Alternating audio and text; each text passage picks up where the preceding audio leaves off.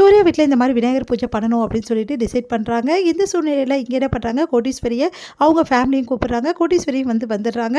அடுத்து பூஜைக்கான ஏற்பாடு எல்லாமே ரொம்ப சூப்பராக செலிப்ரேஷன் பண்ணிகிட்ருக்காங்க. இந்த சூழ்நிலையில் இங்கே என்ன பண்ணுறாங்கன்னா, அந்த கான்ட்ராக்டர் செக் கொடுத்தோன்னே ரொம்ப சந்தோஷமாக என்ன பண்ணுறாங்கன்னா, நம்ம மகா சூர்யா கிட்டே கொடுக்குறாங்க அந்த செக்கை. நீங்கள் தான் இந்த செக்கை மாற்றி பணமாக்கி பூஜையில் எங்கள் அப்பா கிட்டே அந்த வீடை ஒப்படைக்கணும் அப்படின்றாங்க. எவ்வளோ பெரிய உதவி செஞ்சுருக்கீங்க தெரியுமா அப்படின்னு சொல்லிட்டு அவரை அப்படியே ஹக் பண்ணி நன்றி சொல்கிறாங்க நம்ம மகா. சூர்யா புரிஞ்சுக்கிறாரு, மகா நம்மளை நேசிக்க ஆரம்பித்தா, நம்ம நடிப்புன்னு தெரியாமல் அவள் பாட்டுட்டு நம்மளை விரும்ப ஆரம்பிச்சிட்டாலே, இப்போ என்ன பண்ணுறது, வேறு வழி இல்லை, என்ன பண்ணுறது அப்படின்னு சொல்லிட்டு யோசிக்கிறாரு. அடுத்து இங்கே பூஜை ரொம்ப ரொம்ப நல்லபடி சூப்பராக நடந்துகிட்ருக்குது. அந்த பூஜையில் என்ன பண்ணுறாங்க, மகாவோட அப்பா கிட்ட சூர்யா வீட்டோட பத்திரத்தை ஒப்படைக்கிறாரு. அதை பார்த்து மகா ரொம்ப சந்தோஷப்படுறாங்க.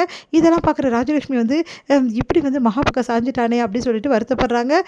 எல்லாருமே ரொம்ப சந்தோஷமாக இருக்கும்போது சரி பாட்டி ஒருத்தர் சொல்கிறாங்க, இந்த மாதிரி இந்த பூஜையில் ஒரு புதிய விசேஷம் இருக்குது, எல்லார் மனசில் என்னென்ன ஆசைகள் இருக்கோ அதெல்லாம் எழுதி சீட்டில் மாலையாக கட்டி இந்த சாமிக்கு நீங்கள் போட்டுட்டிங்கன்னா கன்ஃபார்மாக எல்லாரோட ஆசையும் நிறைவேறும் அப்படின்னு நம்ம சொல்கிறாங்க.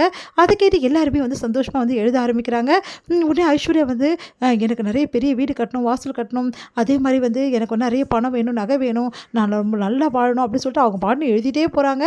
அடுத்து நம்ம சூர்யா மகா கிட்ட நான் இப்போ வரைக்கும் போய் சொல்லி நடிச்சிட்ருக்கேன், அவளை நம்ப வச்சிட்ருக்கேன், எல்லாம் தாத்தாக்காகத்தான், அதனால் அவர் மனசு கஷ்டப்படக்கூடாது தான் இவ்வளவும் பண்ணிகிட்ருக்கேன், அதனால் சீக்கிரமாகவே இந்த நாடகத்துக்கு ஒரு முடிவு வேணும், எப்படியாவது இந்த பிரச்சனையை தீர்க்கணும், அதுலேருந்து நான் வெளியே வரணும். மகாவை நான் எப்போவுமே ஒய்ஃபாக யோசனை பண்ணதே கிடையாது, கடைசி வரைக்கும் நான் மகா ஒய்ஃபாக என்னால் ஏற்றுக்கவே முடியாது, அது நிச்சயம்.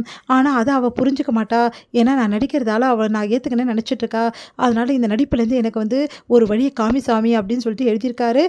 உடனே மகா என்ன பண்ணுறாங்க, அவங்க எழுதுகிறாங்க சூர்யாவை பார்த்துட்டு, சூர்யா எனக்கு எவ்வளோ நல்லது பண்ணியிருக்காரு, என் குடும்பத்து பிரச்சனையெல்லாம் தீர்த்திருக்காரு, அதனால் அவர் மனசில் என்ன ஆசைகள் இருந்தாலும் அதை நிறைவேற்றி வை சாமி அப்படின்னு சொல்லிட்டு அவங்களும் சீட்டை எழுதுகிறாங்க. எல்லாருமே எழுதுகிற சீட்டை மாலை கட்டி போடுறாங்க. உடனே சூர்யா என்ன தான் எழுதியிருப்பாருன்னு சொல்லிட்டு மகாக்கு ஒரு கியூரியாசிட்டியாக இருக்குது. உடனே ஓடி போயிட்டு எப்படியாவது பார்க்கலாம் அப்படின்னு சொல்லிட்டு ஓடி போகிறாங்க. போயிட்டு எப்படியாவது பார்க்கலாம் அப்படின்னு ட்ரை பண்ணுறாங்க. அப்போ சூர்யா வந்துடுறாரு, அதனால் வந்துடுறாங்க. எல்லாருமே பூஜையில் இருக்காங்க. அடுத்து சரி லேடிஸ்க்கும் ஜென்ஸுக்கும் கயிறு இழுக்க போட்டி வைக்கலாம், யார் ஜெயிக்கிறாங்கன்னு பார்க்கலாம் அப்படின்னு சொல்லிட்டு கயிறு இழுக்க போட்டியில் மகாவோட டீம் ஜெயிச்சிடறாங்க. உடனே பார்த்தீங்களா லேடிஸ் கையில் தான் எல்லாம் இருக்குது அப்படின்னு சொல்லிட்டு எல்லாருமே பாராட்டுறாங்க.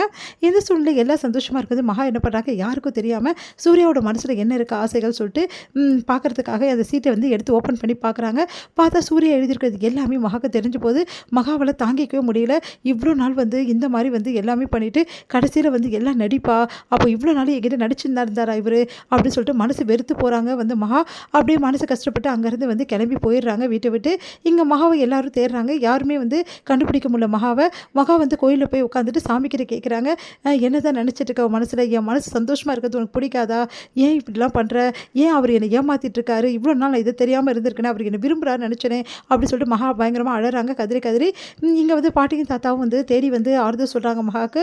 மகா கேட்க மாட்டேங்கிறாங்க. ஆனால் சூர்யாவும் வந்துடுறாரு.